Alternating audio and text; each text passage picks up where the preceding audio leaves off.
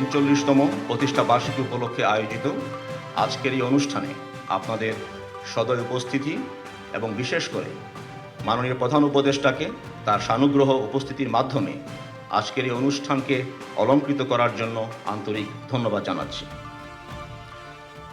এসএসএফের মূল উদ্দেশ্য হল রাষ্ট্রপতি, প্রধান উপদেষ্টা বা প্রধানমন্ত্রী এবং রাষ্ট্রঘোষিত অতি গুরুত্বপূর্ণ ব্যক্তির সার্বক্ষণিক এবং সর্বাবস্থায় নিরাপত্তা প্রদান করা। বর্তমানে SSF Bangladesh army, navy, air force, police এবং আনসার বাহিনীর সদস্যদের নিয়ে গঠিত।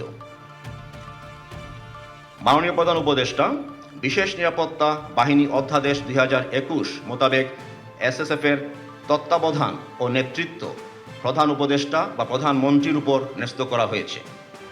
এসএসএফের প্রধান হিসেবে আপনার উপদেশ, আন্তরিক সহযোগিতা এবং সময়োপযোগী দিক নির্দেশনায় এই বাহিনী সঠিকভাবে সার্বক্ষণিক নিরাপত্তা বিধান করে যাচ্ছে।